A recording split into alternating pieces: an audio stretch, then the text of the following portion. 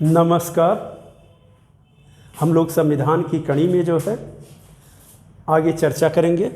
संविधान की समितियां, कौन कौन सी समितियां हैं, ये परीक्षा की दृष्टि से अति महत्वपूर्ण है।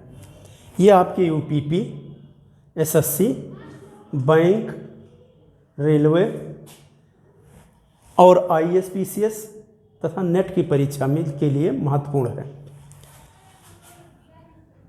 नंबर 1 आप जानते हैं, संघ संविधान समिति।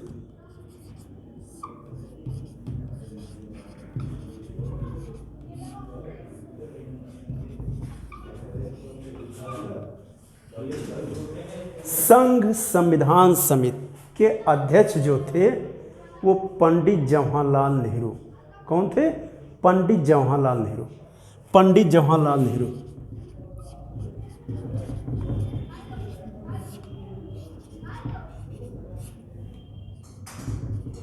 नेहरू संघ संविधान समिति के अध्यक्ष पंडित जवाहरलाल नेहरू। वैसे कहा जाता है कि जो है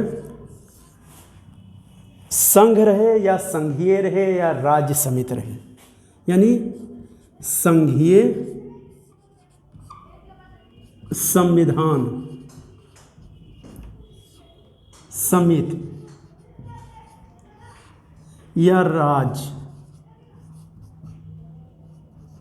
या राज्य समिति,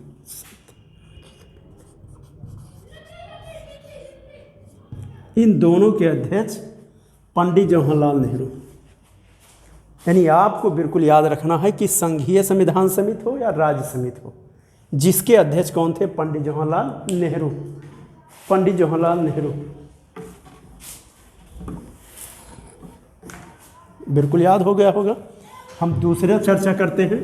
पंडित जवाहरलाल नेहरू के बारे में आप लोग अच्छी तरह जानते हैं कि ये पंचशील सिद्धांत भी दिए हैं, गुट निरपेक्ष भी दिए हैं, ये जो है पंचवर्षीय योजना दिए हैं, पंचायती राज व्यवस्था दी है, इन्हीं के समय में लागू हुआ। नंबर 2, संचालन समिति। संचालन समिति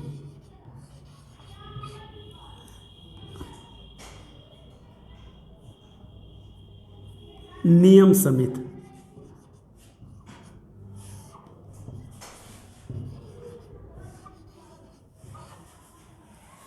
संचालन समिति है और नियम समिति, ये राजेंद्र प्रसाद का है। किसका है? राजेंद्र प्रसाद, डॉक्टर राजेंद्र प्रसाद। राजेंद्र प्रसाद यानी डॉक्टर राजेंद्र प्रसाद का है। संचालन समिति है, नियम समिति है और झंडा समिति। झंडा समिति।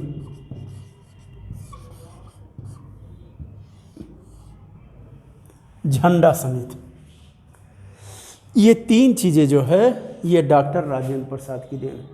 ये भारत के पहले राष्ट्रपति थे और ऐसे व्यक्ति थे जो 2 बार राष्ट्रपति रहे हैं।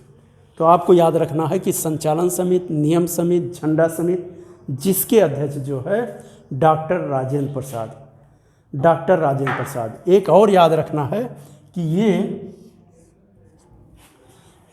रियासत समिति के अध्यक्ष भी थे। रियासत समिति यानी जो देसी रियासत थी, देसी रियासत समिति।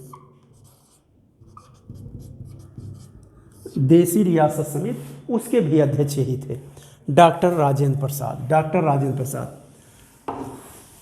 तो हमने अभी 2 लोगों का अध्ययन किया। एक पंडित जवाहरलाल नेहरू जो 1947 से 27 मई 1964 तक भारत के प्रधानमंत्री थे, विदेश नीति के जनक थे। दूसरा हम लोगों ने राष्ट्रपति का देखा। तीसरा पॉइंट जो है मौलिक अधिकार। मौलिक अधिकार। मौलिक अधिकार एवं अल्पसंख्यक समिति, यानी मौलिक अधिकार और अल्पसंख्यक समिति।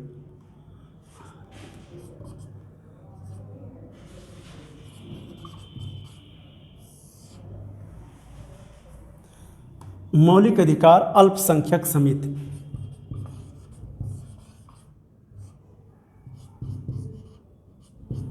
एवं अल्पसंख्यक समिति, इसके जो अध्यक्ष थे वो थे सरदार वल्लभ भाई पटेल। सरदार वल्लभ भाई पटेल, मौलिक अधिकार अल्पसंख्यक समिति, इन्हें भारत का बिस्मार्क भी कहा जाता है।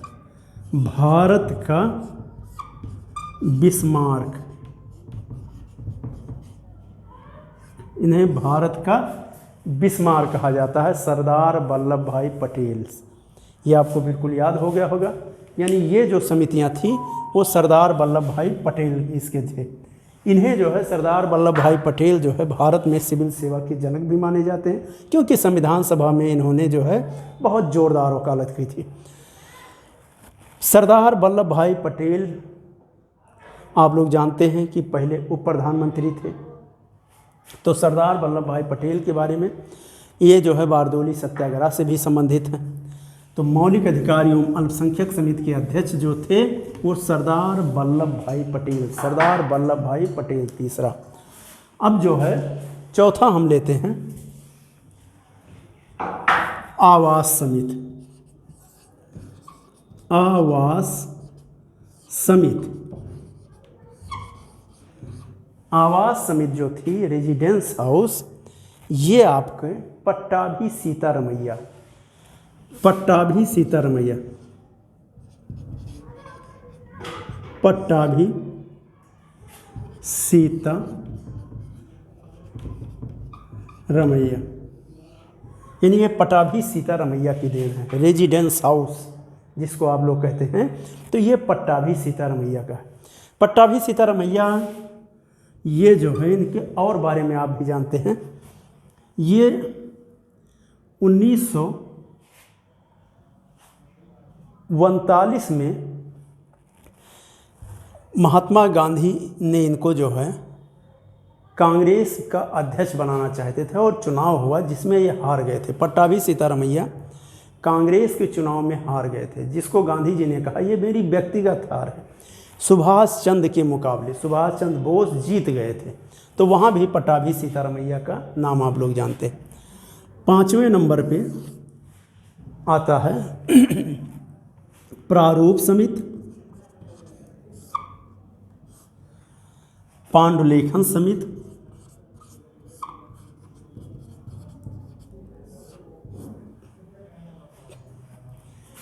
इसी को हम लोग कहते हैं ड्राफ्टिंग कमेटी।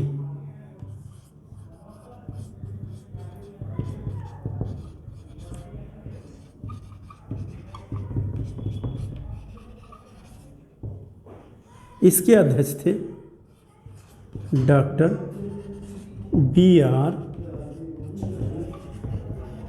अम्बेडकर। इसके अध्यक्ष थे doctor B.R. Ambedkar. B.R. Ambedkar को जो है डॉक्टर राजेंद्र प्रसाद ने डच पायलट कहा था। Dutch pilot. B.R. अम्बेडकर को डच पायलट किसने कहा था? राजेंद्र प्रसाद ने। B.R. अम्बेडकर का जो है इनको संविधान का जनक और जननी भी कहा गया है। इन्हें जो है भारत का मनु भी कहा जाता है, पंडित अम्बेडकर भी कहा जाता है। तो इस तरह से B.R. अम्बेडकर का जो है उल्लेख कई जगह है।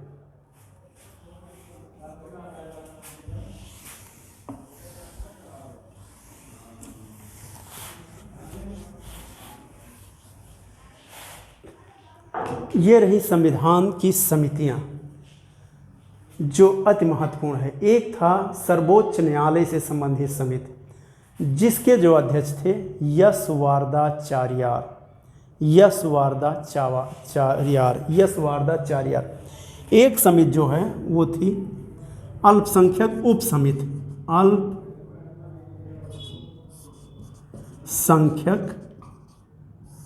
उप समिति।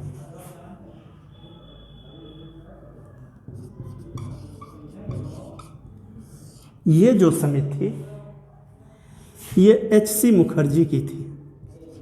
H.C. Mukherjee, Harendra Kumar Mukherjee,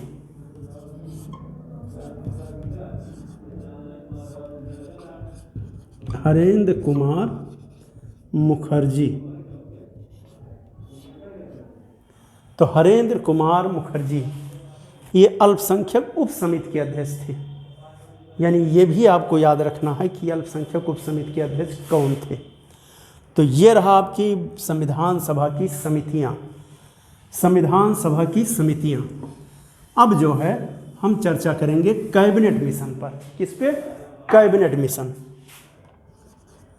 cabinet mission.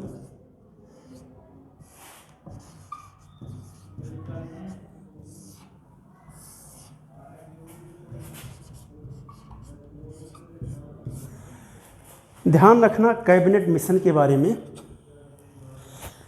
द्वितीय विश्व युद्ध चल रहा था। यानी 1939 से लेकर 1945 तक आपका द्वितीय विश्व युद्ध हुआ। 1939 में द्वितीय विश्व युद्ध की ओर अग्रसर था। यानी 1945 तक चला रहा था। और युद्ध जब समाप्त हो गया तब जो है ब्रिटेन में चुनाव हुआ 1945 में। कब चुनाव हुआ? 1945 में। और 1945 में एक नाम था क्लीमेट इटली।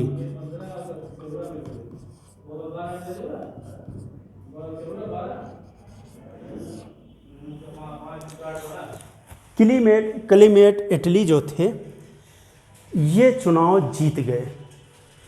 और ये चुनाव जीतने के बाद ये लेबर पार्टी के थे, लेबर पार्टी। और लेबर पार्टी से जो है जब ये चुनाव जीत गए तो भारत के संदर्भ में इनका ये था कि भारत का संविधान निर्माण किया जाए। तो इन्होंने क्या किया? हाउस ऑफ कॉमन्स में, कहाँ पे? हाउस ऑफ कॉमन्स,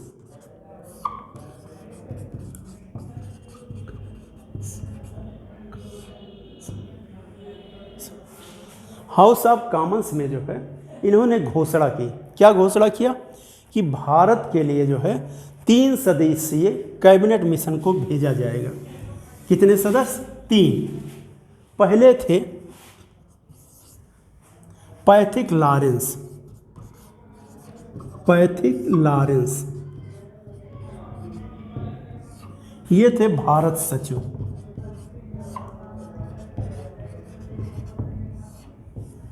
भारत सचिव पैथिक लॉरेंस जो थे वो थे भारत सचिव। दूसरा नंबर सर स्टेफर्ड क्रिप्स थे, स्टेफर्ड क्रिप्स।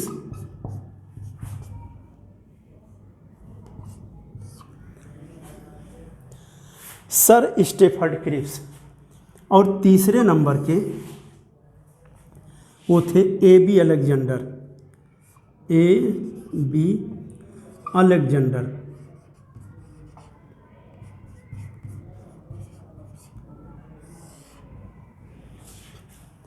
A.B. अलेक्जेंडर। यानी इसमें जो है एक आपके थे व्यापार बोर्ड के अध्यक्ष और एक थे नौसेना के प्रमुख।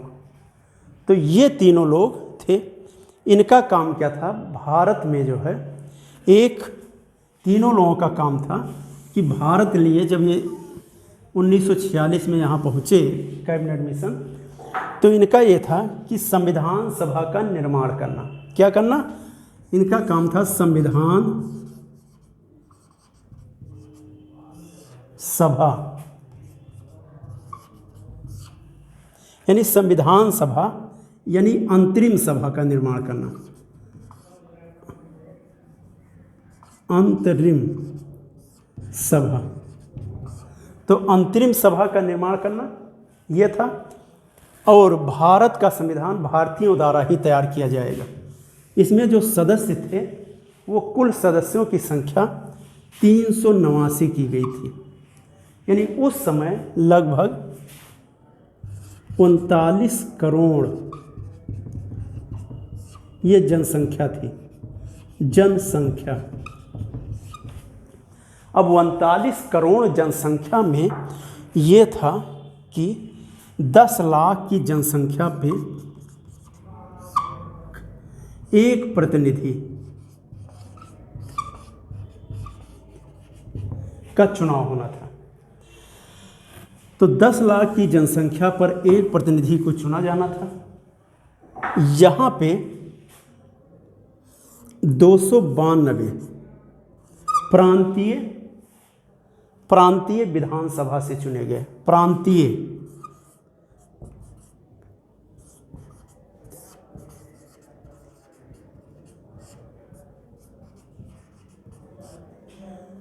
4 थे, वो चीफ कमिश्नरी,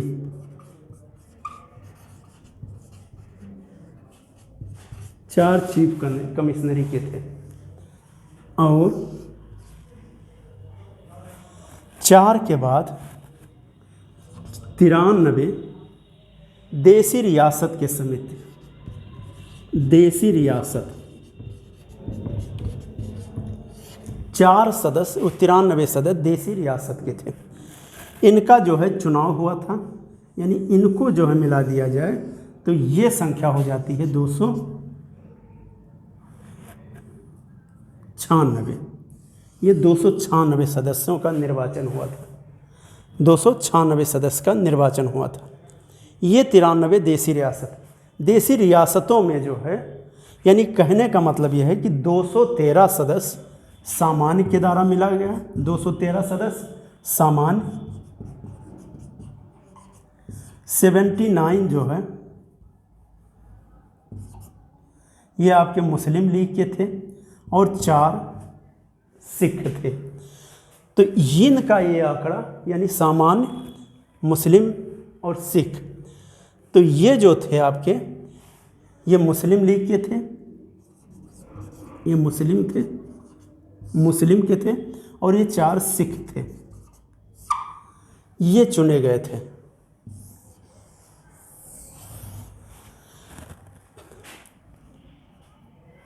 इस तरह से आपके ये सदस्य निर्वाचित हुए हैं। अब यहाँ पे जो है 10 लाख की जनसंख्या पर एक सदस्य था, तो इस तरह से आपके इतने सदस्यों का निर्वाचन हुआ। एक प्रांत आपका था हैदराबाद। कौन था?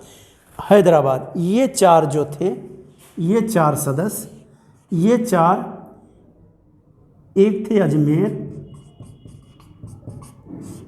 अजमेर, 20 थे बलूचिस्तान,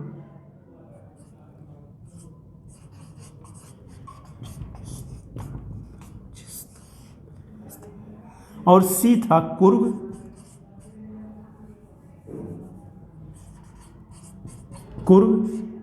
और डी था दिल्ली। इस कैबिनेट मिशन की इनका जो दिया गया, उसमें आपके देसी रियासतों में हैदराबाद रियासत के सदस्य नहीं थे। कहाँ के सदस्य नहीं थे? हैदराबाद रियासत, हैदराबाद रियासत के सदस्य नहीं थे। तो जब यहाँ के सदस्य नहीं थे तो स्वाभाविक है कि अब प्रॉब्लम हुआ।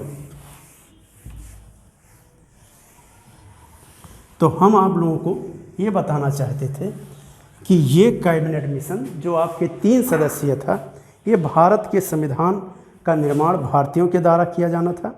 एक नया संविधान बनना था संविधान सभा के द्वारा। तो आप लोगों को एक बार फिर रिवाइज करा दे रहा हूँ कि कैबिनेट मिशन 1946 में आए। क्लेमेंट एटली वहाँ के प्रधानमंत्री बने, लेबर पार्टी के थे। उन्होंने हाउस ऑफ कॉमन्स में घोषणा की कि भारत का संविधान जो है, अब ये 3 सदस्य जाएंगे और इसका निर्णय करेंगे, तो भारत का संविधान भारतीयों के द्वारा ही बनाया जाएगा। और जब भारतीय ही बनाएंगे तो स्वाभाविक है कि ऐसा है। मैं यहीं पे अपनी वाणी को विराम देता हूँ। फिर मिलेंगे अगले टर्न में। नमस्कार।